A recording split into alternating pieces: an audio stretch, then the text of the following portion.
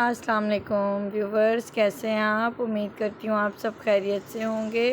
और व्यूवर्स कैसे हैं आप। मैं कुछ बीमार थी तो वीडियोस नहीं डाल सकी, लेकिन आज मैंने सोचा कि मैं आपके लिए वीडियो डालूं और मेरे व्यूवर्स एंड तक मेरे साथ बने रहें।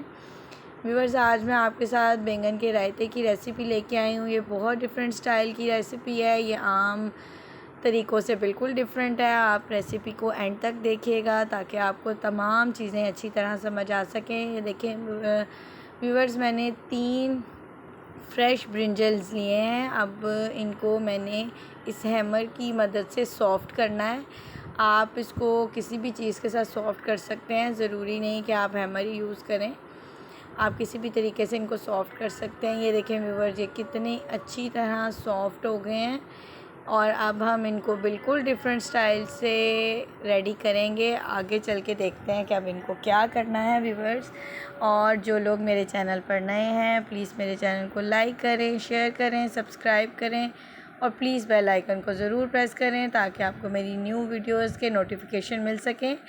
तो व्यूवर्स, बैंगन को सॉफ़्ट करके मैंने बॉईल कर लिया है। ये आपने देखा होगा कि बहुत सारे लोग इनको रोस्ट करके भी बनाते हैं, लेकिन बॉयल करके बनाने में भी ये बहुत टेस्टी और बहुत यमी बनता है। और ये देखें व्यूवर, इसका छिलका कितनी आसानी से उतर रहा है। और ये भी ऑप्शनल है, अगर आप छिलका उतारना चाहें तो उतार लें, नहीं तो इसके छिलके के भी बहुत सारे फ़ायदे हैं। तो आप इसको छिलके के साथ भी रेडी कर सकते हैं, लेकिन मैं इस टाइम छिलका उतार रही हूँ। इसके बाद ये देखें व्यूवर्स, मैंने बैंगन को अच्छी तरह मैश कर लिया था और अब मैं इसमें कुछ चॉप्ड टमाटोज़ ऐड करूँगी। और खीरा है मेरे पास, ककम्बर, इसको ऐड कर रही हूँ। साथ ही साथ आलू बॉयल किए थे, ये तकरीबन एक बड़े साइज़ का आलू था जिसको मैंने चॉप करके बॉयल कर लिया है। मेरे बच्चे रायते में आलू शौक़ से खाते हैं, इसलिए फिर मैं आलू भी ऐड करती हूँ। इट्स ऑप्शनल, अगर आपका दिल चाहे तो आप ऐड करें, अदरवाइज़ ज़रूरी नहीं है। और एक चॉप्ड अनियन ऐड किया है और थोड़ा सा धनिया ऐड किया है। आप इसमें अपनी मर्ज़ी की कोई और वेजिटेबल ऐड करना चाहें तो कर सकते हैं। ये देखें व्यूवर्स, की लुक कितनी अच्छी आ रही है। अब मैंने इसमें दही को फेंट कर डाला है।